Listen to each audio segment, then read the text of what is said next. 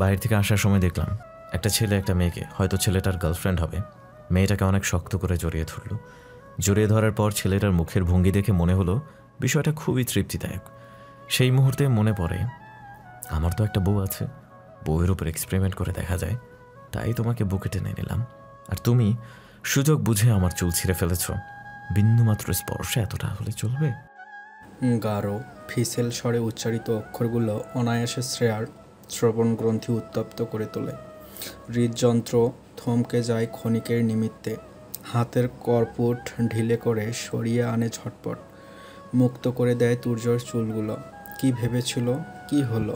লজ্জায় আরক্তিম হয়ে উঠল শুভ্র মুখখানি। এক মুহূর্তের জন্য ভেবেছিল তুর্য ওকে আপন করে নেবে, কিন্তু আশার প্রতিফলন হলো না। উল্টো একরাশ অস্বস্তি লজ্জায় ডুবিয়ে দিল ওকে, অভ্যন্তর অস্থিরতায় ভরিয়ে দিল। দুই হাত ছড়িয়ে রাখলো দুপাশে। তুর্য তখনও মুখটা শ্রেয়ার কর্ণকুহরের অভিমুখে রেখে গরম নিঃশ্বাস বিমোচন করে চলছে। তার খোঁচা খোঁচা দাড়ির ছোঁয়ায় কেঁপে কেঁপে উঠছে শ্রেয়ার কণ্ঠনালী অন্তঃস্থল। আবেশে বারংবার চক্ষু মুদে আছে। একটা সময় আবিষ্কার করে তুর্য বাহুবন্ধন হতে সরিয়ে দিয়েছে ওর দেহটা, কিন্তু মন যেন লেপ্টে গিয়েছে মানুষটার প্রশস্ত শক্তপোক্ত বুকে। এত শান্তি সুখ শ্রেয়া কখনো পায়নি, কখনো না। তুর্য ভ্রুযুগল উঁচিয়ে চাইল, চোখ বুজে থরথর করে কাঁপতে থাকা শ্রেয়ার পানে। বৃদ্ধা আঙ্গুল কাছে নিয়ে তুড়ি মেরে ভেঙে দিল শ্রেয়ার জ্ঞান মগ্নতা ভাবনার দেয়াল। চট করে নেত্রদয় মেলে সামনে তাকায় ও। তুর্য দাঁড়িয়ে তুখর দৃষ্টিতে চেয়ে আছে ওর দিকে, স্থির নিষ্পলক চক্ষু দুটি। অস্বস্তিতে বিছানা ছাড়তে নিলে শোনা গেল অতীব পরিচিত চিরাচরিত কণ্ঠস্বর। আমি কিন্তু প্রেম মিশিয়ে বুকে টানিনি, জাস্ট এক্সপেরিমেন্ট ছিল। শ্রেয়া বিছানা ছেড়ে অন্যদিকে মুখ করে দাঁড়ালো। বাক্যটা ধারালো ছুরি ন্যায় গিয়ে বিঁধল ওর কোমল হৃদয়ে।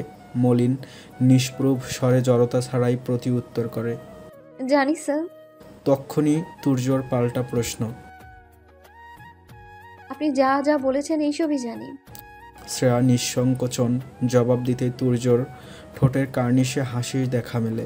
শ্রেয়া তীর রেখা নজরে দেখে তা, কেমন বাঁকা রহস্যময় সেই হাসি।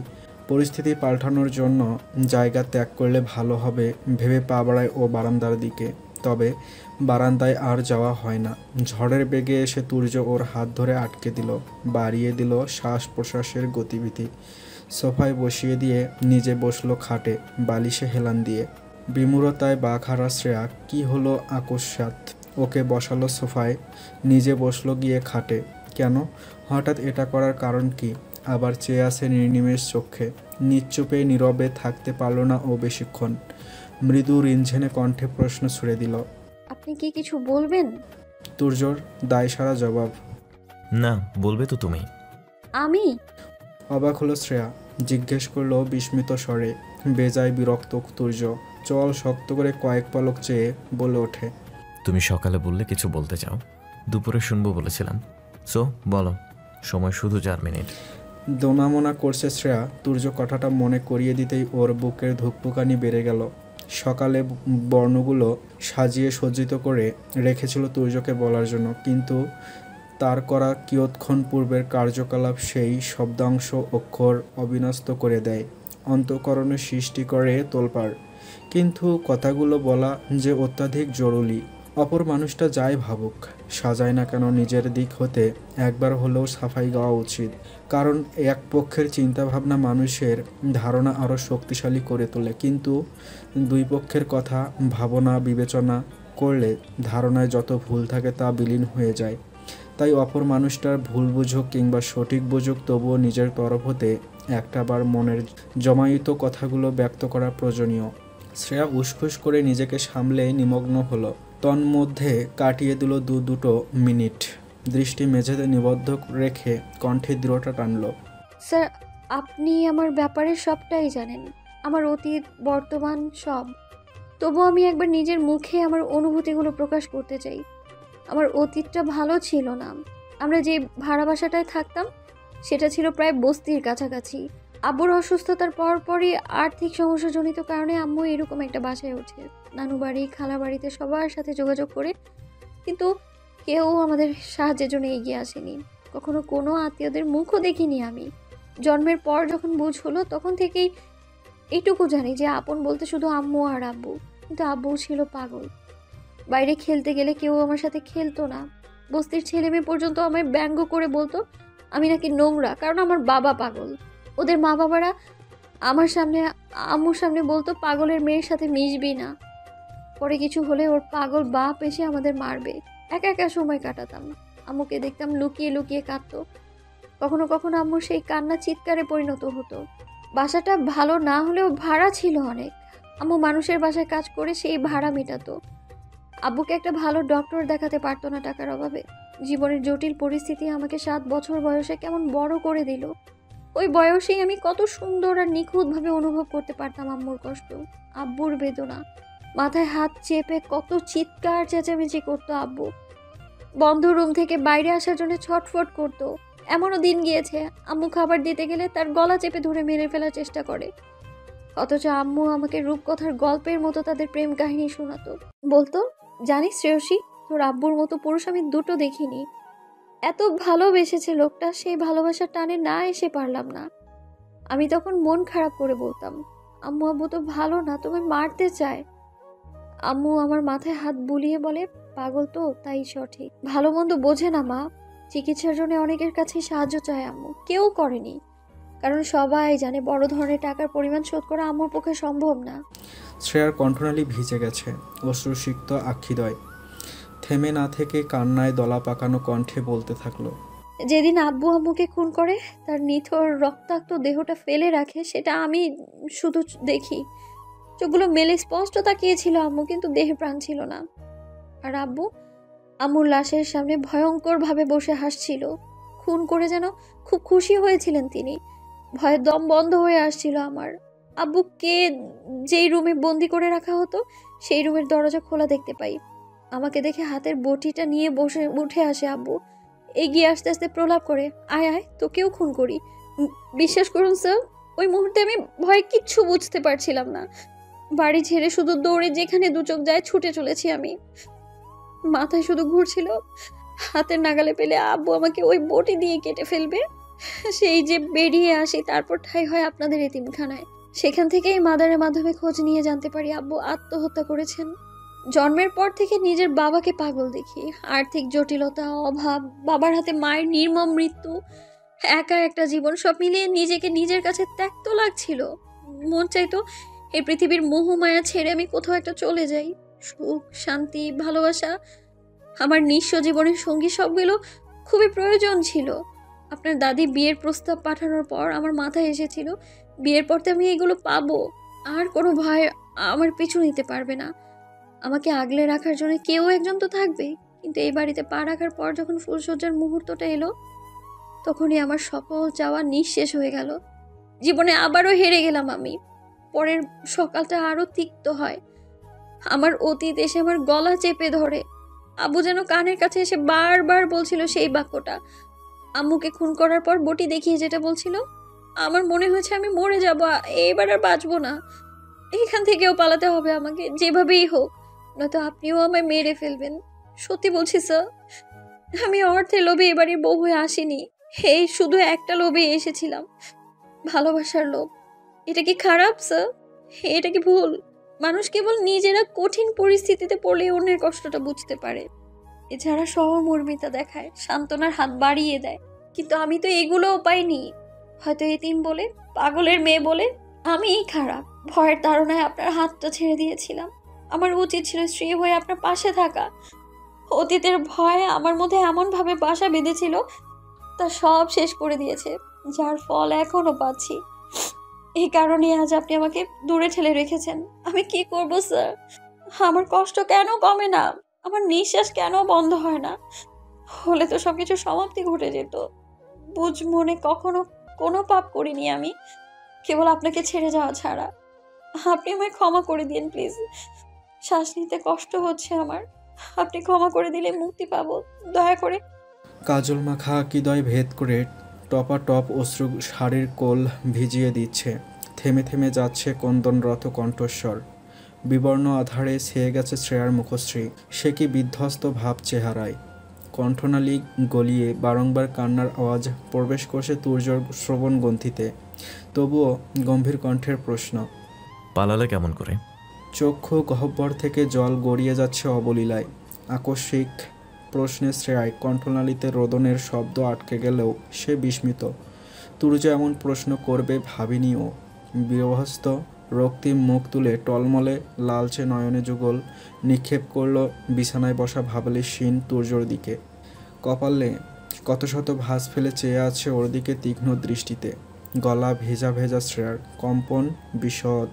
রহিমা খালার কাছ থেকে জানতে পারি আপনি 1 বছর ধরে পাগল।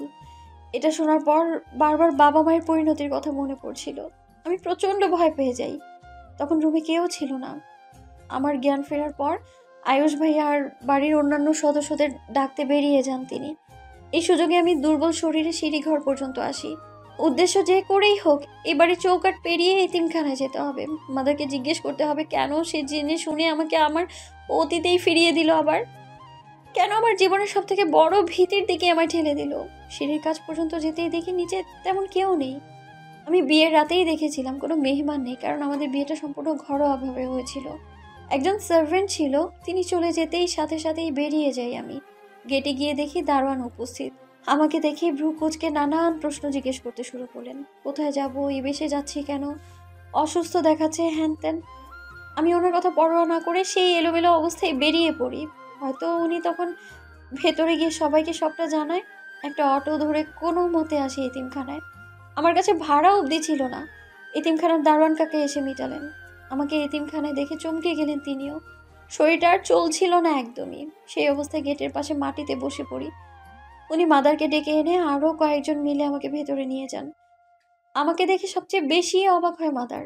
একটা কালো আধার নেমে এসেছিল ওনার মুখে। কাপা কণ্ঠে বললেন, বিয়ের পরের সকালে এভাবে চলে এলাম কেন, কি হয়েছে? ফুপিয়ে কেঁদে উঠলাম মাদারের প্রশ্নগুলোতে। দুর্বল কণ্ঠে চিল্লিয়ে বললাম, কি করে আমাকে নরকে ঠেলে দিলেন মাদার? আমার অতীত জেনেও পাগলের সঙ্গে বিয়ে দিলেন, এতিম বলে অবিচার করলেন। এসব শুনে ঠিক কতক্ষণ তব্দা খেয়েছিলেন মাদার তার হিসেব নেই। তবে ধপ করে দেহের ভার ছেড়ে দিয়েছিলেন এতিমখানার ছোট্ট বিছানায়। শক্ত কঠোর মানুষটার চোখ দিয়ে কি সুন্দর 2 ফোঁটা জল গড়িয়েছিল সেই দিন, যা আমরা কখনো দেখিনি। হাত বাড়িয়ে আমায় বুকে জড়িয়ে বলেছিলেন, আমি এসব জানতাম না রে মা, আমায় ক্ষমা করে দে। তাদের এতিমখানা সব সময় থেকে উদার মানবিকতার মানুষ হিসেবে চিনি আমি, কখনো খারাপ কিছু দেখিনি। আর ছেলেটাও সুস্থ ছিল, তার মধ্যে অসুস্থ হয়ে গেছে, এইসব কিছুই কেউ শুনেনি। আমি মাদারকে বলি কি করব এখন। মাদার আমায় বললেন, যদি ভয় মোকাবেলা করার সাহস থাকে তাহলে ফিরে যেতে, আর যদি না থাকে নিজের জীবনটা অন্যভাবে গোছাতে চাই। তবে এই শহর ছেড়ে অন্য শহরে পাড়ি জমাতে, কারণ বয়স অনুযায়ী এতিমখানা থাকার অধিকারও আমার নেই। মাদার চাইলেও নিয়ম নীতির বাইরে গিয়ে রাখতে পারতো না আমায়। সিদ্ধান্তটা আমার উপরই ছেড়ে দেন উনি। তখন আমার মধ্যে শুধু ভয় কাজ করছিল, তাই কোনো কিছু না ভেবে চট্টগ্রামের উদ্দেশ্যে বেরিয়ে পড়ি। মাদার তার পরিচিত একজনের মাধ্যমে সেখানকার এক কোচিং সেন্টারে চাকরির ব্যবস্থা করে দেন, কিন্তু থাকার জায়গা, পড়াশোনা এগুলো আর পারে না। মানুষের সামর্থ্যই বা কতটুকু ছিল। সারা জীবন কাটিয়েছে এতিমখানার বাচ্চাদের রক্ষণাবেক্ষণ করে, আমার জন্য নিজের চাকরির কথা চিন্তা করে না। এই এতটুকু করেছিলেন, তাতেই মনে হচ্ছিল আমার না পাওয়ার ভিড়ে কিছু মুহূর্তের জন্য হলেও একজন মা পেয়েছি আমি, যে প্রকৃত অর্থেই আমার ভালো চেয়েছে। তুর্য বিছানা ছেড়ে মোবাইল হাতে নিয়ে পড়ার টেবিলের সামনে থেকে চেয়ারটা টেনে শ্রেয়ার মুখোমুখি রাখলো, বসলো তাতে। মাঝে দূরত্ব হিসাবে রইল ছোট্ট টি টেবিলখানা। শ্রেয়া কথা থামিয়ে দিতেই শীতল কণ্ঠে জিজ্ঞেস করল, ব্যাস এতটুকুই? এক মুঠো চমকে ভরে উঠল শ্রেয়ার মন। এক শীতল কণ্ঠ, মুহূর্তেই বক্ষস্থলে সমুদ্রের উতাল পাতাল ঢেউ গর্জে উঠল যেন। মাথা নাড়ায় ও ধারা কণ্ঠে প্রতিউত্তর করে, না, আরো কথা বাকি আছে। তুর্য দেয়ালে টাটানো ঘড়িটার দিকে চেয়ে বলে, 4 মিনিটের স্থানে 14 মিনিট নষ্ট করলে, আর কতক্ষণ? কেঁদেই 5 মিনিট পার করলে। এত লড়াই করে কি লাভ হলো? সেই দুর্বল শ্রেয়সী রয়ে গেলে।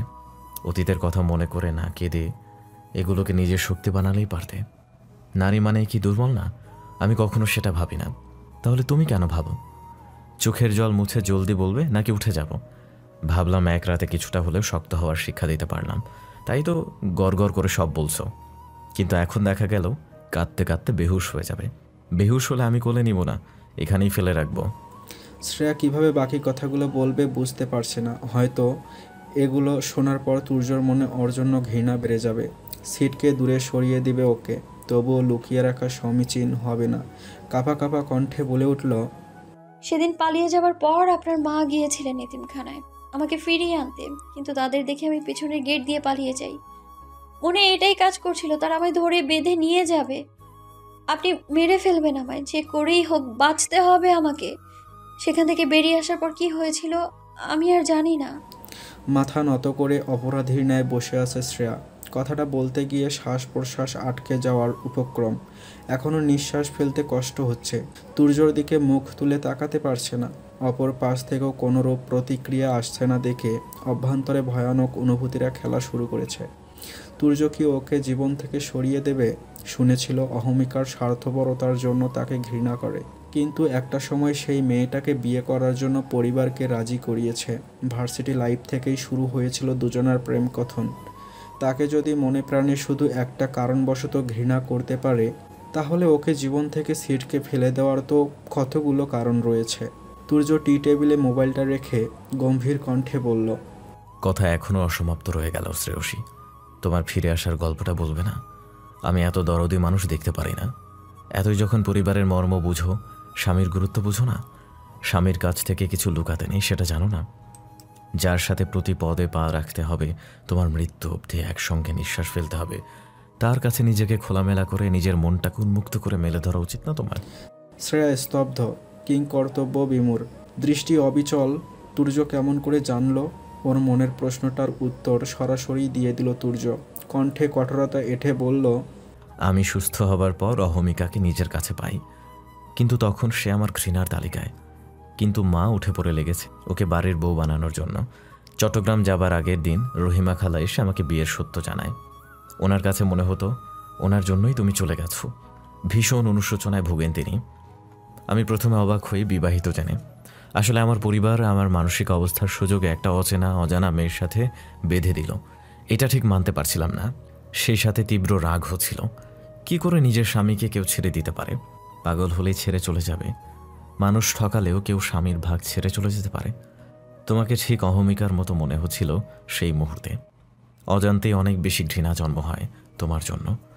পরে যখন জানতে পারি তুমি আমার বউ, তখনই তোমার বর্তমান আচরণে মনে হলো মুদ্রার এপিঠ ওপিঠ থাকে। একটাবার ভালো করে খোঁজ নিয়ে দেখি, তোমার অতীত বর্তমান সম্পর্কে সবটা জানলাম। আর প্রিয় আয়ুষের বিয়ের আগের দিন জানলাম তোমার ফিরে আসার গল্পটা। দারোয়ান কাকা বলতে চাইনি, তবে আমার কাছে লুকিয়ে চুরিয়ে পারবেন না, তিনি সেটা খুব ভালো করে জানতেন। তুমি ফিরে এলে ঠিকই, কিন্তু লড়াই করে টিকতে পারলে না। আমি আগেও বলেছি তুমি আমার ঘৃণার তালিকায় যোগ হতে পারোনি, আমার অর্ধাঙ্গিনী হতে পেরেছ। চোখ বোঝার শেষ নিঃশ্বাস ফেলার আগ পর্যন্ত তোমাকে ছাড়ছি না আমি। ভীমন আমার ভালোবাসি। তুমি যেদিন গাধি থেকে ব্রিলিয়ান্ট হবে, সেদিন তোমার কিছুই ভাবতে হবে না, দেখবে সবটুকু পানির মতন পরিষ্কার। আপনি আমাকে কিছু বলবেন না তো? প্রশ্নটা করে ভয়াত দৃষ্টিতে তাকালো শ্রেয়া। তুর্য নিরুত্তর থেকে ওকে সম্পূর্ণ এড়িয়ে ওয়াশরুমে চলে গেল। মেসেজের টুংটাং শব্দে টি টেবিলের ওপর অবহেলিত হয়ে পড়া থাকা মোবাইলটার দিকে দৃষ্টি তাক করল শ্রেয়া। নিমিষে দেহে রন্ধ্রে রন্ধ্রে তরঙ্গ খেলে গেল ওর প্রথমবার 3 বছর আগের বধূবেশে রূপের একটা ছবি জলজল করছে তুর্যর লক স্ক্রিনে। দোপাট্টাটা লম্বা করে টানা, কয়েক গাছি চুল বেরিয়ে গাল ছুঁয়ে আছে, ঠোঁট রাঙ্গানো লাল বর্ণে, চেহারা জুড়ে লাজুকতার আবরণ। কি মোহনীয় ছিল সেই সময়টা। মন জুড়ে ছিল জীবন সঙ্গীকে দেখার ভাবনা, হাজারো জন্ম নেওয়ার অনুভূতি। কিন্তু এই ছবিটা পেল কোথায় মানুষটা? ওর যতটুকু মনে পড়ে এই বাড়িতে আসার পরপর ছবিটা আয়ুষই তুলেছিল। তাহলে কি আয়ুষই দিয়েছে? হতে পারে। মেয়েটা একটু চঞ্চল ধরনের, তবে ছবিটা তুর্যর লক স্ক্রিনেই কেন? এখন প্রশ্ন করলে এক কথা থেকে আরেক কথা টানবে, তাই চুপ থাকায় শ্রেয় ঠেকলো ওর নিকট। তুর্যকে ওয়াশরুম থেকে বেরিয়ে আসতে দেখে ঝটপট দৃষ্টি সরিয়ে অন্যত্র নিবদ্ধ করল। তবে আর চোখে বিধে তার হাতে একটা মগ, তাতে বোধহয় পানি, অন্য হাতে একটা নরম তোয়ালে। তুর্য মগ ও তোয়ালে নিয়ে ওর সামনে বসে, আদেশের সুরে বলে, মোবাইলটা সোফায় রাখো। কথা মতন রাখল শ্রেয়া। ঠোঁট দুটো একটুখানি প্রসারিত করে প্রশ্ন করল, পানি কেন স্যার? সঙ্গে সঙ্গেই জবাব এলো, তোমার চেহারা দেখে ভয় পাচ্ছি আমি। চোখ জোড়ায় কাজল মেখে শাকচুন্নি লাগছে পুরো। হার্ট অ্যাটাক হবার আগেই নিজেকে বাঁচাতে পানি নিয়ে আসলাম মুছে দিতে। শ্রেয়া দু অধর আলগা হয়ে এলো। উঠে যেতে নিলে হাতে টান অনুভব করে। চেয়ে দেখে তুর্য চোখ রাঙিয়ে তাকিয়ে আছে। ভয়ে ভয়ে বসে পড়ল পুনরায়। সে তো আয়না দেখবার জন্য উঠতে চাইছিল। তুর্য তোয়ালে ভিজিয়ে মুছে দিল ওর সারা মুখশ্রী অতি যত্নে। শুধু স্বামীর হক পালন করে বলেই এত যত্ন। আর যদি ভালোবাসত। শ্রেয়া এই মুহূর্তে একটা ভয়ঙ্কর সিদ্ধান্ত নিল, যে করেই হোক তুর্যর মনে নিজের জন্য ভালোবাসা জাগাবে। ভীতু হয়ে দূরে দূরে সরে থাকবে না। পাথরেও তো ফুল ফোটে, তুর্য তো মানুষ, ভালোবাসা হাসিল করেই দম নেবে ও। কিন্তু একটা কথা মনে পড়তেই বলে, বললেন না তো, আমাকে কিছু বলবেন না স্যার প্লিজ, উনি কষ্ট পাবেন। মহান উদারতার নানি, আমি বলেছি বলবো? বেশি কথা বলো তুমি, চুপ থাকো। ধমকে উঠল তুর্য, মুখ মুছ দিয়ে ফের বলল, বাইরে যাও। শ্রেয়া তড়িঘড়ি করে বলে উঠল, কেন স্যার? নতুন বউ রুমে বেশিক্ষণ বসে থাকলে মানুষ কিভাবে জানো না? এই তুমি অনার্স 3য় বর্ষে পড়ো, এভাবে মাথার ঘিলু এত কম? তুর্য একটু ঝুঁকে এসে গাঢ় কণ্ঠে আওড়ালো, মানুষ বলবে আমি তোমাকে বেশি বেশি আদর করছি, এত আদর করছি যে রুম থেকে বেরই হতে পারছো না। সত্যি কি তাই? শ্রেয়া চট করে সোফা ছেড়ে দেয়ালে ঘেঁষে দাঁড়ালো। মুখ অন্যদিকে ঘুরিয়ে সাহস জুগিয়ে মিনমিন করে বলেই ফেলল, সত্যি হলেও পারতো স্যার। তুর্য ভুরু কুঁচকে বলল, কি বললে? কিছু না। উত্তর দেওয়া মাত্র শ্রেয়ার কানে এলো, দুর্বল চিত্তের মেয়েদের আদর নেওয়ার শক্তি থাকে। সময়টা নিশামুখের। দিবা বসু আকাশ পথে ঢলে পড়েছে কেবল। গুচ্ছ গুচ্ছ রক্ত অম্বর কোণে। আকাশের বুক চিরে রক্ত বন্যা বয়ে গেছে হয়তো। ফলস্বরূপ জমাট বেঁধে থোকায় থোকায় অবস্থান তাহাদের। কোনো এক বিষাক্ত বেদনা কি বিস্তর অন্তরিক্ষের আঘাত হেনেছে। যেমন করে বাড়িতে আসা অতিথিদের কটূক্তিতে যন্ত্রণায় কাতর হয়ে পড়েছে শ্রেয়ার অন্তপুর। রক্তিম আবরণে বুঝি আচ্ছাদিত হলো ওর কোমল হৃৎপিণ্ড। শ্রেয়া চুপচাপ নিবিড় হয়ে সোফায় বসে বসে গোগ্রাসে ভিন্ন ভিন্ন কণ্ঠস্বরের বিভিন্ন প্রকার বাক্য গিলছে। কারো কারো কণ্ঠস্বরে আফসোস, কারো কারো মুখের কথায় এক সমুদ্র সমান তিক্ততার মিশ্রণ। কিন্তু যাকে কেন্দ্র করে হাজারো শব্দের মেলা বসেছে তাকেই চিনে না বাড়ি বয়ে আসা এই অতিথিরা। ওর পাশে বসে পান চিবানো মহিলাটা অপর এক মহিলার কথার পরিপ্রেক্ষিতে গলা উছালো, ভালো হয়েছে ওই মেয়েটা চলে গিয়েছে, নয়তো এত সুন্দর মায়াবী একটা বউ পেত তুর্য। এতি মেয়ে ছিল, দেখতে কি আর অহমিকার মতন অপসরী ছিল নাকি? অহমিকার রূপে আমিই মুগ্ধ, না জানি তুর্যর কি হাল। কথাটা তীরের মতো এসে বিঁধল শ্রেয়ার নরম হৃৎপিণ্ডে। ঘোমটার আড়ালে হাসল সে তাচ্ছিল্যের সহিত। বাঁকা হলো অধৈর্যরা ক্ষীণ। মেহমানে গিজ গিজ অবস্থা পুরো চৌধুরী বাড়ির আনাচে কানাচে। বেশ বড়সড়ভাবে বৌভাতের পূর্ব প্রস্তুতি চলছে। চেনা অচেনা অনেক মুখ এক ঝাঁক পাখি হয়ে হুমড়ি খেয়ে পড়ছে চার দেয়ালের অভ্যন্তরে। তার মধ্য হতে কিছু মহিলা শ্রেয়ার এবং প্রিয়র পাশে বসে নিজেদের আলোচনা সমালোচনা চালিয়ে যাচ্ছে। খুলে বসেছে তিক্ততায় ভরপুর কথার ছুলিখানি। সেই থলে ভরপুর তুর্যর আগের বউয়ের নিন্দা দ্বারা। উপস্থিত ত্রিহা বুঝল এখানে বসা সবাই শ্রেয়াকে অহমিকা ভাবছে, কারণ সবাইকে তুর্য ও অহমিকার বৌভাতের নিমন্ত্রণ কার্ড বিলিয়েছিলেন মেহরিমা চৌধুরী। বিয়েতে তেমন কাউকে ইনভাইট করা হয়নি। যাদের করা হয়েছে তাদের কেউই এখানে নেই। বিয়ের আগেই এ সকল কাজ সমাপ্ত করা হয়েছিল যেন পরে ঝামেলা পোহাতে না হয়। কিন্তু বিয়েতেও ঘটল অন্য কিছু। মেয়েটার ব্যাপারে যাচ্ছে তাই বলছে অনর্গল, এতে নিশ্চয়ই খুব কষ্ট হচ্ছে ওর, কিন্তু প্রকাশ করছে না। তাই ত্রিহা হাতের চায়ের ট্রেটা সামনে টি টেবিলে রেখে মৃদু হাসল, বলল, এ মেয়েটা অহমিকা না, ওর নাম শ্রেয়া, তুর্য সেই বছর 3 আগে পালিয়ে যাওয়া বউ। সবার দু অধর আপন গতিতে ফাঁক হয়ে গেল, কিঞ্চিত নয় অনেকটাখানি। তেতে উঠল তুর্যর ছোট খালা রুনা। আজই ফিরছেন তিনি কানাডা থেকে ছেলে মেয়ে নিয়ে। কই, তার বোন তো বলেনি আগের মেয়েকেই ফিরিয়ে এনেছে। কত করে বলল যে মেয়ে একবার বাড়ির চৌখাট মারিয়ে মান সম্মানে চৌধুরী বাড়ির রঙিন প্রাচীরে কলঙ্ক লেপেছে, তাকে আর ফিরিয়ে না আনতে। তার নিজস্ব মতামত, মেয়েটা কখনো তুর্যকে ভালোবাসতে পারবে না। ভালোবাসা মন থেকে হয়, আর মেয়েটা পাগল রূপ দেখে ছেড়ে চলে গিয়েছে, কিন্তু আবারও তাকেই ফিরিয়ে আনা হলো, অথচ মেহরিমা তাকে কিছুই জানালো না। বোনের প্রতি অগাধ বিশ্বাস ছিল ওনার, আর তুর্যর জন্য অসীম ভালোবাসা, যা এখনও রয়েছে। তিনি ছেয়ার দিকে ক্রুদ্ধ দৃষ্টি নিক্ষেপ করে ভরা আসরে বলে উঠলেন, এই মেয়েকে ফিরিয়ে এনেছেন কেন ত্রিহা ভাবি? প্রশ্নের সম্মুখে ঘাবড়ালো ত্রিহা, কি বলবে ভাবছে, তৎক্ষণাৎ উত্তর দিতে পারছে না। তখনই গম্ভীর স্বরে পিছন থেকে কেউ বলে উঠল, চাচি কেন আনবে খালামণি? আমার বউ, আমি চিরুনি অভিযান চালিয়ে বের করে এনেছি। বলেই পকেটে দুহাত চালিয়ে গটগট করে সম্মুখে এসে দাঁড়ালো তুর্য। সালাম দিল সবার উদ্দেশ্যে। সোফার দিকে তাকিয়ে নত মস্তকে প্রিয়র হাত চেপে ধরে বসে থাকা শ্রেয়াকে দেখে চক্ষুদয় জ্বলে উঠল তার। চোয়াল শক্ত হয়ে এলো, বিড়বিড় করল, বোবা একটা। তৎপরে রুনার দিকে দৃষ্টি তাক করে। রুনা বিস্ময়াহত হয়ে চেয়ে আছেন কেবল। ইতোমধ্যে রান্নাঘর ছেড়ে বেরিয়ে এসেছেন মেহরিমা ও আয়ুষী। তার হাত ভর্তি করে রেখেছেন একটা বড় থালা, তাতে পেঁয়াজু মাংসের পাকোড়া। সবার জন্য খুব যত্ন সমেত বানিয়েছেন মেহরিমা, কিন্তু এখন ওনার মুখে নিকষ কালো আধার নেমে এসেছে।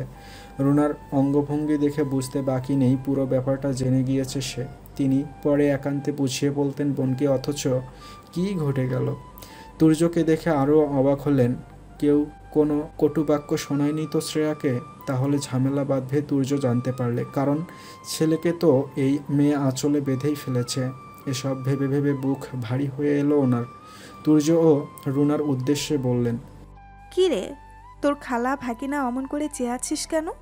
রুনা মেহরিমার দিকে না চেয়ে তুর্যকে নরম গলায় বললেন, এই মেয়েকে আবার ফিরিয়ে আনলে কেন? তুমি জানো এই মেয়ে কি করেছে? তুর্য শ্রেয়ার হাত ধরে টেনে দাঁড় করালো, নিজের পাশে দাঁড় করিয়ে ভাবলেশীন জবাব দেয়, সব জানে আমি, কিছু বলো না খালামণি, বউটা অনেক সাধনার। এতটুকু বলে শ্রেয়ার হাতটা নিজের হাতে আবদ্ধ করে পর মুহূর্তে স্মিত হাসে, বলে, 2 বিয়ে পছন্দ না খালামণি, তুমি তো জানোই আমি কেমন। বউ ভুলবশত রাস্তা ভুলে গেছে, তাকে আমি সঠিক পথের পথিক বানাবো, তুমি চিন্তা করো না। তো কেমন আছো তুমি?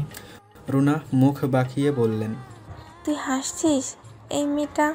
তোমার হাতটা ওর মাথায় বুলিয়ে দাও না খালামণি, কারো আদর পায় না ও, একটু আদর করে দিবে ওকে।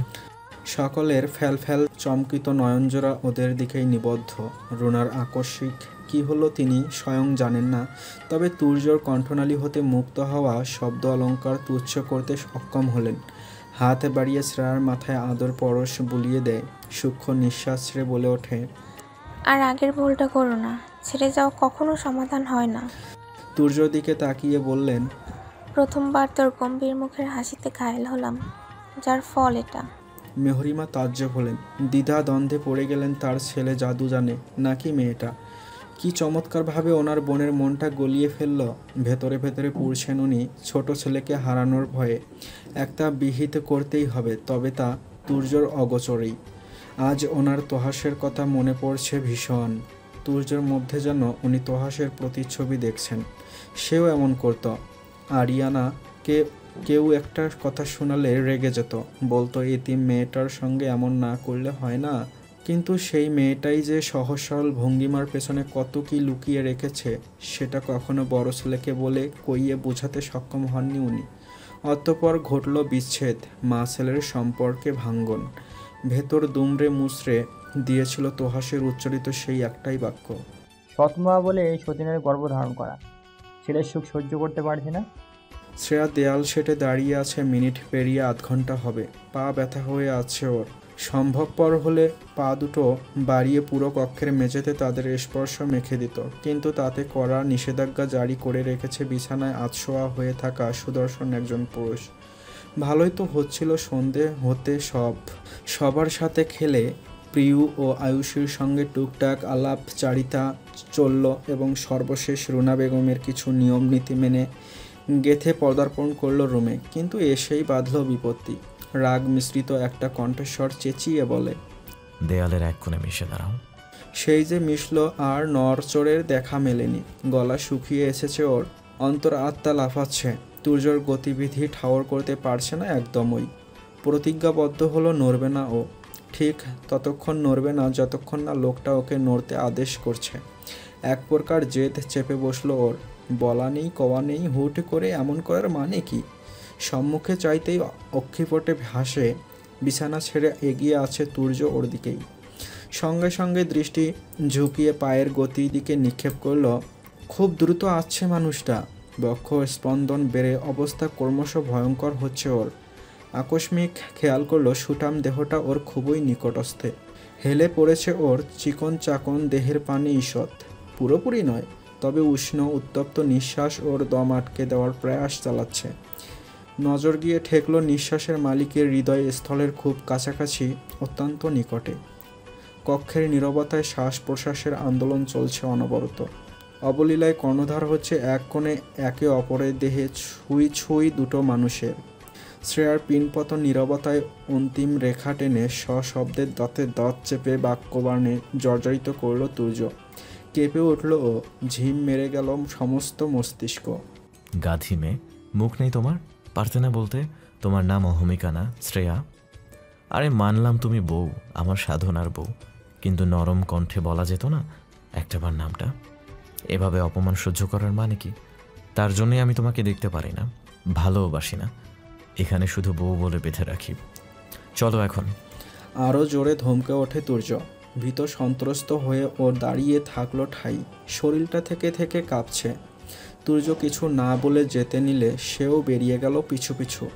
নিচে মেহমান দেখে জড়িয়ে যাওয়া কণ্ঠে রিনঝিনে আওয়াজ তুলল, কোথায় যাবো স্যার? আমার প্রেমিকা দেখতে।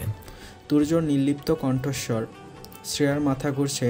প্রেমিকা দেখতে মানে? ধরা গলায় বলল, বুঝিনি স্যার। বুঝাতেই নিয়ে যাচ্ছি। জি? তুর্যর দুপা থেমে গেল। সময় নষ্টবিহীন তরাক করে ঘুরে কঠিন দৃষ্টি তাক করে ওর দিকে। নিমিষে নিভে গেল ও। ঠোঁটে ঠোঁট চেপে মাথা নিচু করে ফেলল। তুর্য পকেট থেকে মোবাইলটা বের করে কিয়ৎ পরিমাণ সময় বাদে মোবাইলটা শ্রেয়ার মুখের সামনে ধরল। গম্ভীর কণ্ঠে বলল, Look at this, Mrs. প্রেয়সী। ভয়ে ভয়ে মাথা উঁচিয়ে নেত্রযুগল রাখল শ্রেয়া মোবাইলের স্ক্রিনে। তাৎক্ষণিক চোখ বুজে ফেলল লজ্জায়। ধুকপুক করতে লাগলো বুকটা। দেহের সর্বাঙ্গে ছড়িয়ে পড়ল এক অন্যরকম অনুভূতি। পরিস্থিতি আন্দাজ করে তুর্য কণ্ঠে অত্যাধিক গম্ভীরতা এঁঠে বলে, আরেকবার প্রশ্ন করলে ঠিক এটা করবো আমি, স্বামীর অধিকারে। অবশ্য শুনেছি এটা বেশ মধুময়। তুমি চাইলে চলো। চট করে শ্রেয়া নিজের এক আঙ্গুল ওষ্ঠধারে শুয়ে নিজের স্পর্শে নিজেই কেঁপে কেঁপে উঠল। আর সামনের মানুষটার অধৈর্যরা তার ওষ্ঠে মিশল। কীরূপ প্রতিক্রিয়া হবে ভাবতেই পারছে না ও। এই বুঝি ধোয়া বের হবে দুগাল হতে। আটকে আটকে আসে গলার স্বর। আর করবো না স্যার। সড়ক পথে নেমে এসেছে তুর্য। পেশিবহুল দুহাতের এক হাত প্যান্টের পকেটে গুজে রাখা। সেই লোমশপূর্ণ হাত খানাতে কালো বেল্টের একটা ঘড়ি নিজের স্থান দখল করে আনন্দে কেমন ঝলমল করে চলছে। আলো আধারির খেলায় তা শ্রেয়ার দৃষ্টির অগোচরে যায়নি। মাথার ওপর কালো বাদলে ঢেকে থাকা এক বিশাল মনমরা আকাশ ও সামনে একজন কালো টি শার্টে আবৃত পুরুষ, যিনি হেঁটে চলেছে আপন মনে নির্লস স্বভাবে। ভাবভঙ্গিমায় পরিস্ফুটনভাবে প্রকাশিত তার পিছনে হোঁচট খেয়ে খেয়ে চলা মেয়েটার জন্য কোনো চিন্তা কিংবা গুরুত্ব নেই। মলিন মুখশ্রী সমেত শ্রেয়া পিছু পিছু হাঁটায় মনোযোগী। হয়তো কোনো এক সময় তুর্য ফিরে তাকাবে সে আশায়। যদি না হেঁটে দাঁড়িয়ে পড়ে তাহলে আবার না মোবাইল থেকে কাপল কিসিং পিক ব্যতীত অন্য কোনো ইন্টিমেট পিক ডাউনলোড করে দেখিয়ে বলবে, চলো এটা করি। ভাবতেই শরমে মরণ হবার উপক্রম শ্রেয়ার। কি নির্দ্বিধায় তখন ছবিটা দেখিয়ে ফটাফট মুখের ওপর এসব করার কথা বলে দিল। স্পষ্টত দুটো মানুষের ঠোঁট মিলেমিশে এক হবার ছবি ভাসছিল কুচকুচে কালো মণিতে, চক্ষু আয়নায়। মনে হলেই তাপে শরীর গরম হয়ে ওঠে ওর। রগে রগে এক অনিষিদ্ধ অনুভূতি খেলে যায়। বারংবার ঠোঁট যুগল কেঁপে ওঠে তিরতির করে। শ্রেয়া তুর্যর কদমে নিজের কদম ফেলছে। ঘোমটা সরে গিয়ে আঁচল পিচ ঢালা পথ ছুঁই ছুঁই। চুলগুলো হাত খোপা করা, তা হতে আবার অবাধ্য 10-13টা চুল ললাটে স্পর্শ করছে। বেরিয়ে আছে কর্ণপশ্চাৎ থেকে, শুয়ে দিচ্ছে নেত্রপল্লব। হাত তুলে চুল সরাতে উদ্যত হয় বিষণ্ণ আকাশপানে দৃষ্টি তাক করে। তখনই নিস্তব্ধ পরিবেশে ঝংকার তুলল কয়েকটা চুড়ি, ভেঙে দিল সকল নীরবতার ঘর। আকস্মিক হেন কাজে ও নিজেই হতবাক বিস্মিত। চুরির রিনঝিন শব্দ বেশ ভয়ঙ্কর ঠেকল শ্রেয়ার নিকট। দাঁড়িয়ে পড়ল মাঝরাতার এক কোণে। গাড়ি চলাচল নেই তেমন একটা। সামনে চেয়ে দেখে এক জোড়া চক্ষুর তীক্ষ্ণ দৃষ্টি ওর দিকে। মানুষটার মুখে বিরক্তি ভাব। কাছে এসে ভারী গলায় কৌতুক করে বলল, দাঁড়িয়ে পড়লে কেন? চুরির আওয়াজও তুলছ? আমার অ্যাটেনশন পাচ্ছিলে না তাই? হতভম্ব শ্রেয়া বিস্ময়াবিষ্ট কণ্ঠে প্রতিউত্তর করে, তেমন কিছু না, চুল ঠিক করছিলাম। তুর্য ভুরু কুঁচকে প্রশ্ন শ্রেয় দিল। চুলে কি হয়েছে? মিনমিনে স্বর হতে আওয়াজ বের হয়ে আসলো, কিছু না, চলুন আমরা থেমে না থেকে হাঁটা শুরু করি। অগ্নিময় চাহনিতে কাঁপিয়ে তুলল তুর্যর শ্রেয়ার দুর্বল দেহখানি। এমনিতেই প্রচণ্ড অতিশয় তপ্ততার চতুর্দিকে ধরণীতলে ত্রিজামা বিরাজ করলেও লাভ হচ্ছে না বিশেষ গোমট আবহাওয়া। তার উপর সামনের ব্যক্তির রক্তিম চাহনি, সব মিলিয়ে নিজেকে টাটকা টাটকা লাগছে শ্রেয়ার। কাঁপতে হলে বিষাদ মিশ্রিত পরিবেশে সইতের প্রয়োজন নেই। কারো দৃষ্টিই যথেষ্ট, তা আজ অনুভব করলো ও। কিন্তু মাথায় ধরে না, ভালো নরম সরম কথা বললেও এই ছেলে রেগে যায় কেন? তুর্য একটু রেগে মেগে ওঠে, গম্ভীর কণ্ঠে বলে, তুমি একটু বেশি পাক নেমে। হাঁটার দরকার হলে আমি হাঁটতে বলবো না? তোমাকে কোলে নিব নাকি? শুধু শুধু শক্তি ক্ষয় করার কোনো ইচ্ছা নাই। সেদিনই করবো যেদিন ওজন 50-এর গণ্ডি পেরোতে পারবে। আগে 60 কেজি হও, তারপর জামাইয়ের কোলে উঠে রোম্যান্স করার চিন্তা ভাবনা করো। তবেই না শক্তি খরচ হলেও আফসোস থাকবে না। তৎপরে বড় বড় পা ফেলে শ্রেয়ার পিছনে গিয়ে দাঁড়ায়। মাথার চুলগুলো একসঙ্গে করে রাখা কাঁটাটা ঢিলে হয়ে আছে। অনতি বিলম্বে তা খুলে নেয় সে। ছড়িয়ে পড়ে কেশ, ঢাকা পড়ে যায় অনাবৃত এক অঙ্গ, পিঠের একাংশ। শিরশিরে ভাব জমে শ্রেয়ার মন পাজরে। তুর্য কণ্ঠস্বর নরম করে, অধর কোণ বাঁকা, ঈষৎ মৃদু। প্রশ্ন করে, কেন আফসোস থাকবে না জানো?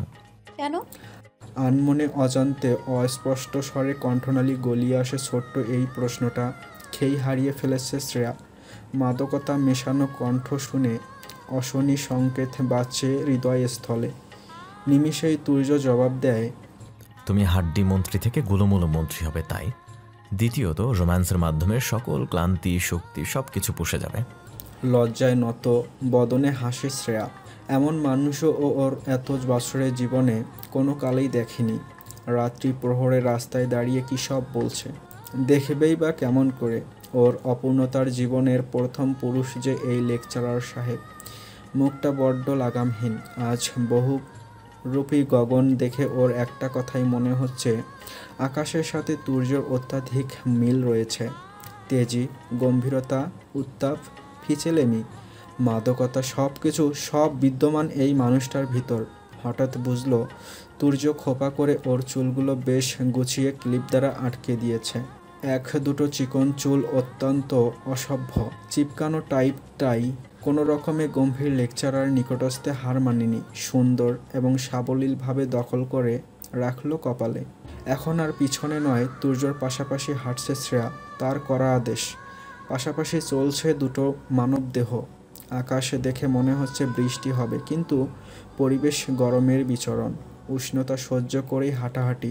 আকস্মিক হিমশীতল সমীর আসলো, আলিঙ্গন করলো শ্রেয়ার সমস্ত কায়া। তীব্র গতিতে স্পন্দিত হতে লাগে বক্ষস্থল। নিজের হাতের দিকে তাকালো শ্রেয়া, যা বন্দি কারো হাতের মুষ্টি মেয়ে। চমকিত নয়নজোড়া মেলে আর চোখে চাইল।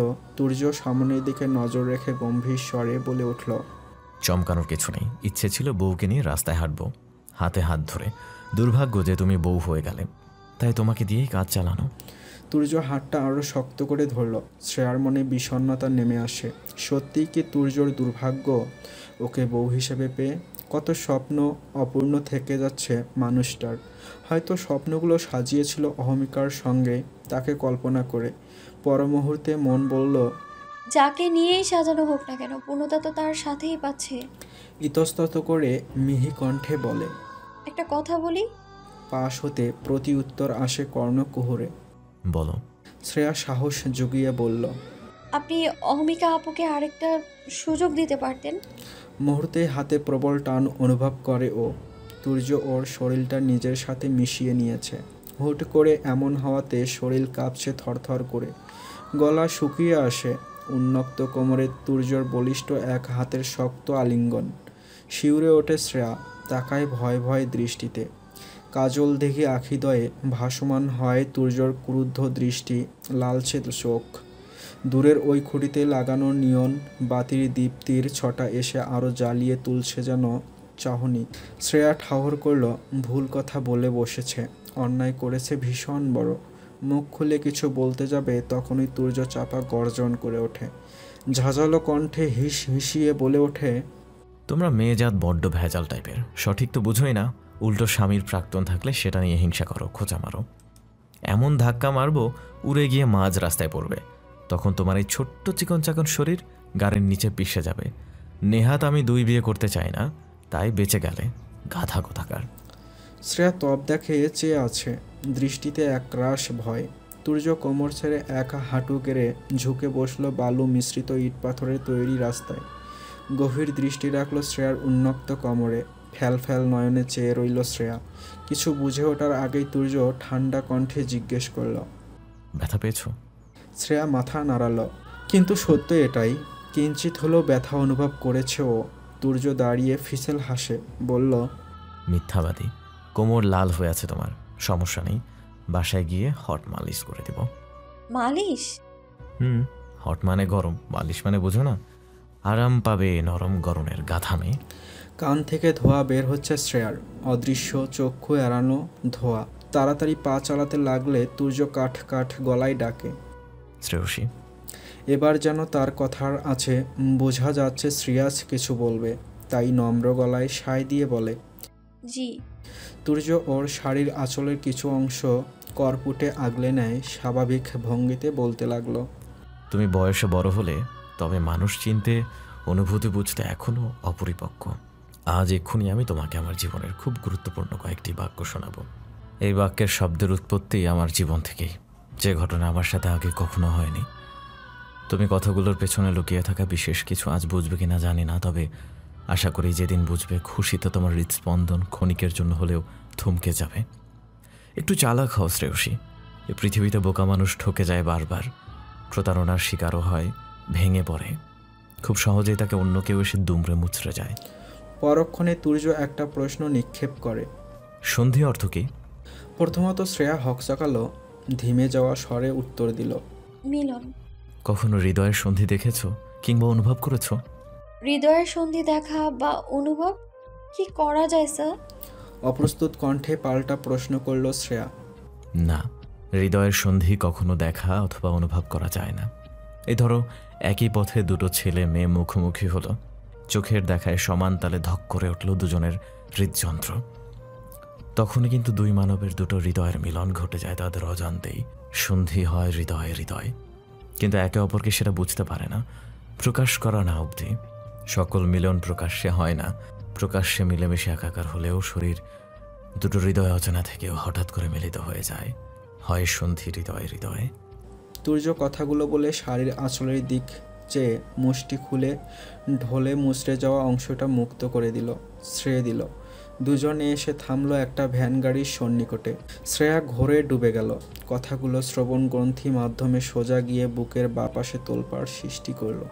ঠিক তো বলল গুণে গুণান্বিত এই মানুষটা।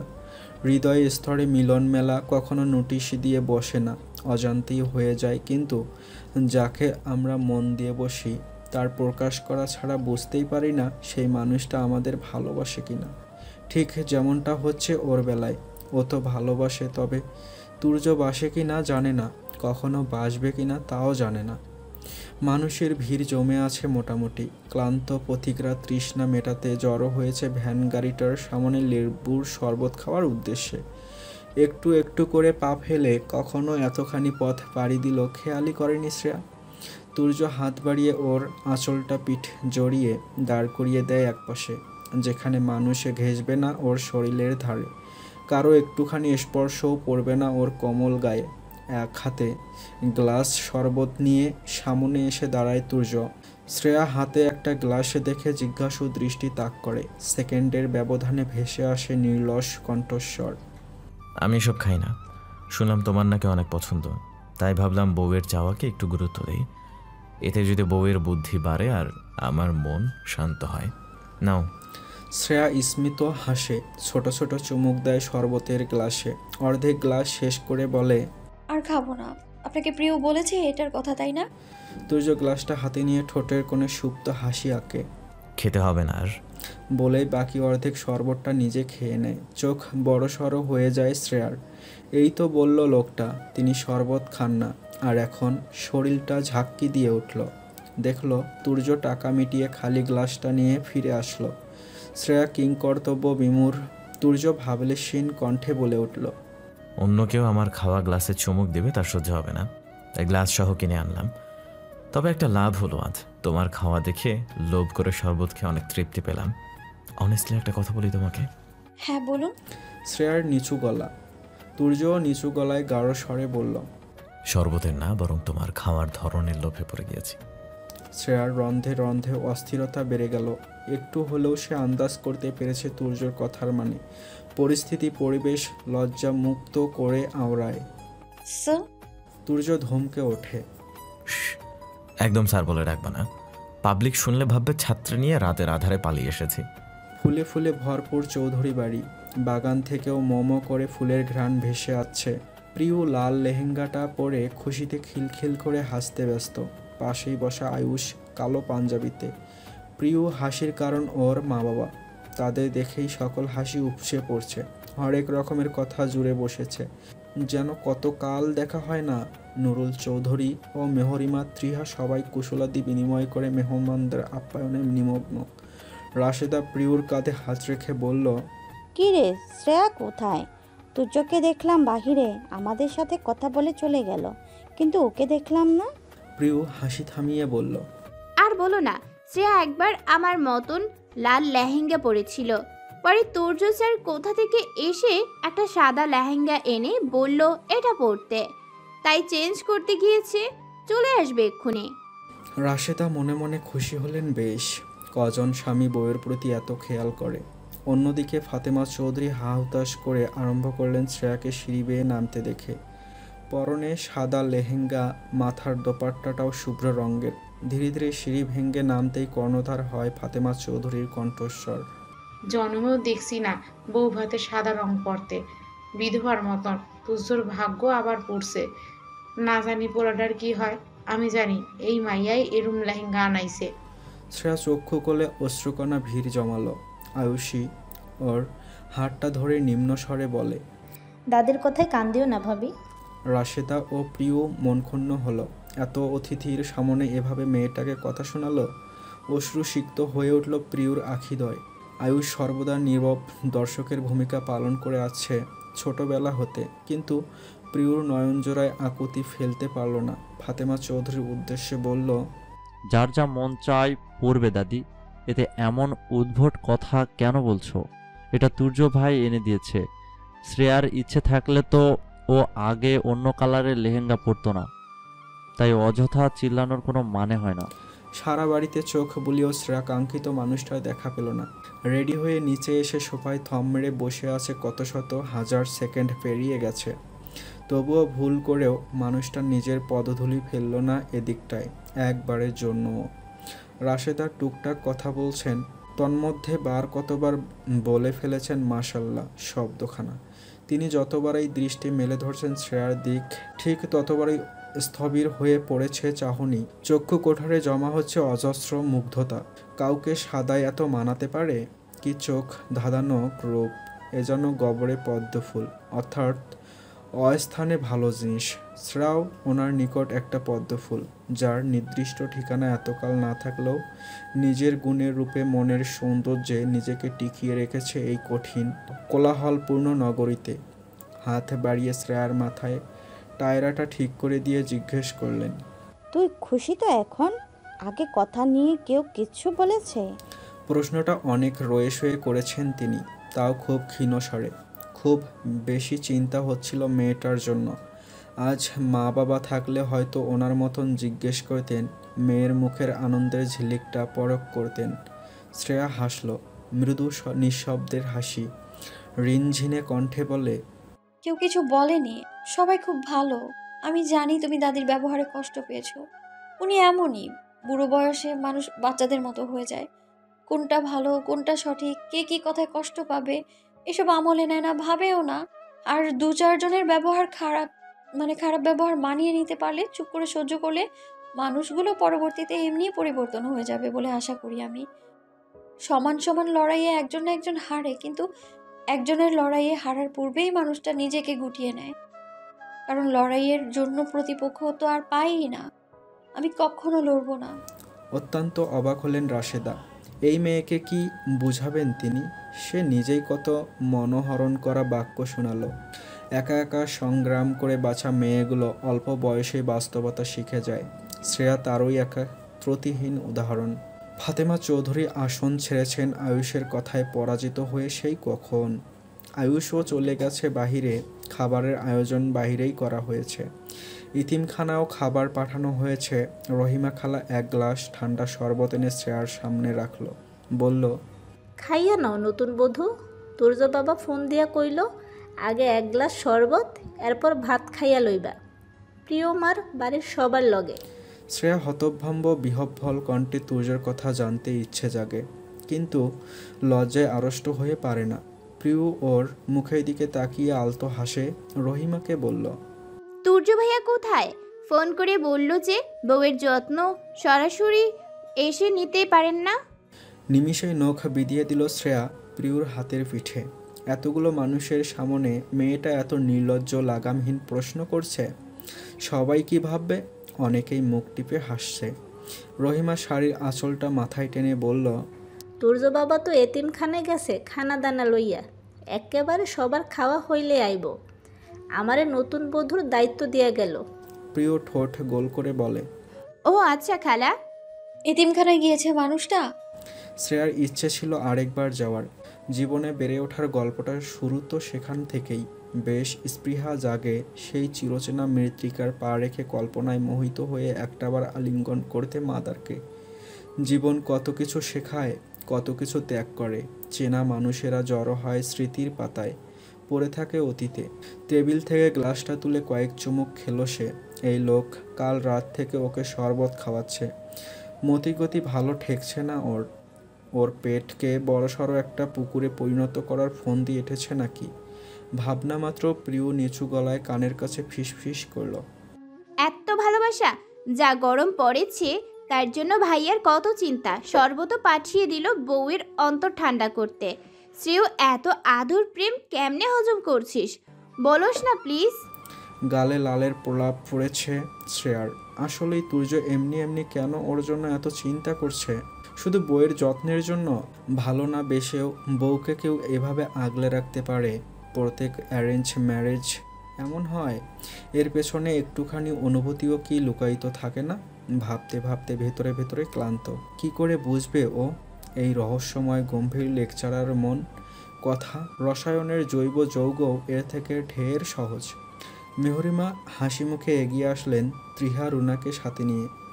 সম্মান রক্ষার্থে শ্রেয়া প্রিয়র উদ্দেশ্যে বললেন, বাহিরে চল, 2 জন খাবে। পরক্ষণে রাশেদার দিকে চেয়ে বলে, চলুন বেআইন, অনেক দেরি হয়ে গেল, এখন খেয়ে নেওয়া দরকার। রাশেদা মোক্ষম সুযোগ পেয়ে গেলেন নিজের মনে সাজিয়ে গুছিয়ে রাখা কথাটা পড়ার। 2 অধর প্রসারিত করলেন, আপনার যদি আপত্তি না থাকে তাহলে আজ প্রিয়র সাথে শ্রেয়াও তুর্যকেও নিয়ে যেতে চাইছি। আপনি কি বলেন বেয়ান? মেহরিমা থমথমে গলায় বলে উঠলেন, যেতে চাইলে নিয়ে যান, বাকিটা তুর্যর মর্জি। আর বউ আর অনুমতি ছাড়া ওকে কেউ কিছু বললেও বাড়িতে তুফান বয়ে যায়। দেবভি বুঝলো উপস্থিত সবাই মেহরিমা অপ্রকাশ্যে খোঁচাটা শ্রেয়াকেই মেরেছে। মলিন মুখে উঠে দাঁড়ায় ও। প্রিয়র মা সূক্ষ্ম নিঃশ্বাসে হাসি বজায় রেখেই বললেন, আচ্ছা। একটা তপ্ত দুপুর, অপরাহ্ন কেটে পৃথিবী দুয়ারে হাজির হয় গোধূলির লগ্ন। শ্রেয়া লেহেঙ্গা সামলে বাহিরে আসলো। সেকেন্ড, মিনিট, ঘন্টার পর ঘন্টা পার হলো, অথচ আজ আর বাড়িমুখো হয়নি তুর্য। আয়ুষ ফোন দেওয়ায় জানায় শ্রেয়াকে নিয়ে এতিমখানা পর্যন্ত আসতে, অতঃপর সেখান থেকেই যাবে প্রিয়দের বাড়ির দিকে। মেহমান বিদায় দিতে চৌধুরী বাড়ির সবাই বাহির অবধি আসলেন। শ্রেয়া নুরুল চৌধুরীর সামনে দাঁড়িয়ে অতীব নম্র কণ্ঠে 2 শব্দ মিলিয়ে বাক্য বনে, আসি বাবা। নুরুল চৌধুরী হাসলেন না, চোখ মুখও কোসকালেন না, অতি স্বাভাবিক ভঙ্গিতে বললেন, নিজের খেয়াল রেখো। মেহরিমাকে আশিয়াম্মা বলতেই তিনি দাঁতে দাঁত চেপে সবার অলক্ষ্যে আওড়ায়, মরে যেও, তবুও আমার বাড়ির আগে নাই তোমার পা না পড়ুক আর। শ্রেয়ার নেত্রকোণে জল জমে, গড়িয়ে পড়ার অভিপ্রায়। এভাবে কেউ বলতে পারে? নরম মনটা ক্ষত বিক্ষত হলো মুহূর্তেই। এত ধারালো কেন কথা নামক অস্ত্র? এ পৃথিবীতে বিশাল বিশাল অস্ত্রের প্রয়োজন নেই। মানুষের কণ্ঠনালী হতে তৈরি কথার অস্ত্রই খুবই তীক্ষ্ণ, ধারালো। চাইলেই অন্য একটা মানুষের আত্মার হত্যা করতে পারে নিমিষে। একবার ছুরি আঘাতে রক্ত ঝরে, সময় নষ্ট ব্যতীত, কিন্তু কথার আঘাতে মানুষ রক্তাক্ত হয় ধীরে ধীরে, বুক ফাটে, কিন্তু তা দেখানো যায় না। শ্রেয়া কথার মাত্রা না বাড়িয়ে নিঃশব্দে গাড়িতে গিয়ে বসে। টুপ করে মেকআপে সজ্জিত গাল স্পর্শ করে এক বিন্দু অশ্রু গড়িয়ে পড়ে। ব্যতিব্যস্ত হাতে মুছে নেয় কেউ দেখার পূর্বেই। আয়ুষ ড্রাইভিং সিটে বসেছিল। গাড়ির সামনে রাখা টিস্যু বক্স থেকে একটা টিস্যু পেছনের দিকে বাড়িয়ে দেয়। রাশ ভারী কণ্ঠে বলে, মুছে নাও। শ্রেয়া হকচকিয়ে গেল, আমতা আমতা করে বলল, ঠিক আছে ভাইয়া। দেখতে পাচ্ছি। ছোট্ট আয়নাখানায় দৃষ্টি রেখে কথাগুলো বলে আয়ুষ। প্রিয় পাশের সিটে বসে হাতের চুড়িগুলো খুলে রাখছিল, হাতটা চুলকাচ্ছে খুব খুব। নিজ কাজেই মগ্ন থেকে বলে ওঠে রসাতক করে, নিশ্চয়ই আয়ুষ ভূত দেখছে মিররে, তাই জলদি নাক মুখের জল মুছতে বলছে। তাছাড়া মুছে নে, আমার জামাইয়ের হার্ট অ্যাটাক হতে পারে। তোর মতন ভূত দেখে তাকিয়ে দেখ, কান্নার দাপটে মেকআপ খতম। অশ্রু সিক্ত নয়নে ঠোঁট ছড়ায় শ্রেয়া। টুকটুকে গাঢ় লাল ওষ্ঠদয়ে স্মিত হাসি অনেকখানি জায়গা লিখে নেয় নিজের নামে। এ দুটো মানুষ যে ওর জন্য আর কত কি করবে। টিস্যুটা হাতে নিয়ে লাজুক ভঙ্গিতে আওড়ায়, ধন্যবাদ ভাইয়া। বিনিময়ে আয়ুষও অধর প্রসারিত করে, হাসে তৃপ্তির হাসি, জানালার দিকে মুখ রেখে। কিন্তু তা যে প্রিয়র চোখে বাধা পড়ে অত্যন্ত সহজে। চোখে মুখে হাসি ভাসে ওর, মন ভরে, প্রাণপণ দিয়ে প্রত্যাশা করে শেষ নিঃশ্বাস অবধি জীবনটা এমনই থাকুক। সুখ ভালোবাসা অগোচরে বিলীন হোক এভাবেই একে অপরের জন্য। অব্যক্ত থাকুক চিরকাল কিছু কিছু সত্য, যাতে ওদের তিনজনের মধ্যকার ভালোবাসার সমাপ্তি কখনো না হয়। এতিমখানার সামনে এসে গাড়িটা ব্রেক কষে আয়ুষ। শ্রেয়া জানালা দিয়ে মাথা বের করে দৃষ্টি লুকিয়ে লুকিয়ে তুর্য তালাশ করছে। তৎপরে কানে আসে আয়ুষের জানালায় টোকার আওয়াজ। কান খাড়া করে সেদিকে। আয়ুষ জানালার কাছ নামাতেই সুরসুর করে প্রবেশ করে চিরাচরিত হৃদয়ের গহীনে বাস করা একটা কণ্ঠস্বর, আমার বউ। বুকের ধুকপোকানি বেড়ে যায় শ্রেয়ার। শীতল পবন সমগ্র প্রকৃতি দখল করে রেখেছে। আয়ুষ ছোট্ট নিঃশ্বাস ফেলে বলে, পিছনে গার্ড দিয়ে সহি সালামতে নিয়ে আসলাম ভাই, তোর অমূল্য রত্ন। শ্রেয়া কান খাড়া রেখেই সবটা শোনে। মনটা কেমন কেমন করে ওঠে। এই কথাগুলো ভালোবাসাময় তো, স্রেফ স্ত্রী বলে এত কিছু ওর মন মানতে অপারগ নারাজ। আকস্মিক পাশের দরজা খুলে যায়। হাত বাড়ায় কেউ একজন, ঝুঁকে সামান্য। কিঞ্চিত দেখেই শ্রেয়ার হৃদস্পন্দন নিয়ন্ত্রণ হারিয়ে বড্ড অস্বাভাবিক উতাল পাতাল ঢেউ অভ্যন্তরে। নর্মাল একটা পাতলা সাদা পাঞ্জাবি পরা তুর্য, গলার দিকটা একটু একটু কাজ করা, হাতের লোমেশে ঘামের অস্তিত্ব। নিয়ন বাতিতে স্পষ্টত সব কিছু। ঢোক গেলে শ্রেয়া কাপা কাপা হাতটা রাখে তুর্যর হাতের ওপর। সঙ্গে সঙ্গে মুঠোয় পুরে ওকে গাড়ি থেকে বের করে নিয়ে এলো তুর্য। গাড়ির দরজাটা সশব্দে লাগিয়ে আয়ুষকে বলে, তোরা যা, আমি আসছি কিছুক্ষণ পরেই। বিনা বাক্যে চলে যায় আয়ুষ। শ্রেয়া স্তব্ধ নীরব হয়ে দাঁড়িয়ে থাকে। ওকে ল্যাম্পপোস্টের নিম্নতলে দাঁড় করায় তুর্য। বিমূঢ় দৃষ্টি নিক্ষেপ করতেই দেখে তুর্য বুকে হাতে বেঁধে চেয়ে আছে নির্নিমেষ। ভাবভঙ্গি বোঝা অসম্ভব। চোখে কেবল ওর প্রতিচ্ছবি ভাসছে। পা থেকে মাথা পর্যন্ত গুনে গুনে 3 বার চোখ দৃষ্টি ফেলেছে। অতিরিক্ত এই চাহনি হৃদয়ের নিংড়ে নিচ্ছে ওর। তুর্য চোখের পলকে কোমর জড়িয়ে কোলে তুলে নিল। আকস্মিকতায় সহসা শিরশির করে কেঁপে ওঠে শরীর, অঙ্গ প্রত্যঙ্গ। শরীরের ভাজে ভাজে কম্পন আর কম্পন, তীব্র হতে তীব্রতর। তুর্য সম্মুখে দৃষ্টি রেখে বলে, আমার দুপুর বিকেল সন্ধ্যার ক্লান্তির অবসান। হতবাক হতবুদ্ধি শ্রেয়া। ওকে সাথে করে আনা গাড়িতে বসিয়ে দিল তুর্য। ড্রাইভিং সিটে এসে বসতেই একটা প্রশ্ন করে বসলো সে। প্রচণ্ড সাহস খরচ হলো তাতে। এটাও কি স্বামীর অধিকারে করেছেন? তুর্য নির্লিপ্ত কণ্ঠে বলে। যদি বলি হ্যাঁ, তাতে কি স্বামীর অধিকারে একটু চুমুটুমু পাবো? আরক্ত হয়ে সিটে সেটে গেল শ্রেয়া। তুর্য ওর দিকে চেয়ে গম্ভীর কণ্ঠে বলে, আকাশের দিকে তাকাও তো। কেন? তোমাকে বউ ভেবে সুন্দর কয়েকটা বাক্য শুনবো তাই। তুর্যর কণ্ঠে রাগের মিশ্রণ। পাল্টা প্রশ্ন করলেই তার যত রাগ। কথা মতন শ্রেয়া দূরের ওই অম্বরে দৃষ্টি নিক্ষেপ করে। রূপালি একটা চাঁদ, আলো ঠিকরে পড়ছে ধরণীতে। চোখে ধাঁধানো রূপ তাহার। অতি বিলম্বে শ্রেয়ার সমস্ত তনুতে শিহরণ খেলে যায়। সিটে রাখা হাতে হাত রাখে তুর্য, অপর হাতে ওকে বন্দিনী বানায় নিজের বুকের মাঝে। কানের কাছে গাঢ় নিঃশাক্ত কণ্ঠে বলে উঠল, আকাশে একটা রূপসী, আমার বুকে একটাই শুভ্রপরী। আবেশে নিমিলিত হয় শ্রেয়ার চক্ষুদয়। শ্বাস ভারী হয়ে আসে। আবারও শুনতে পায় সেই মাদকতা মিশ্রিত কণ্ঠস্বরের বাক্য। তুমি কোনো এক বিষণ্ণ বিকেল পার করে রক্তিম আকাশ এড়িয়ে একটা চাঁদনি রাত আসবে। মুখোমুখি থাকবো আমি তুমি। নিদারুণ কম্পন হবে বক্ষস্থলে সমগ্র জুড়ে। সন্ধি হবে আরও একবার হৃদয়ে হৃদয়ে।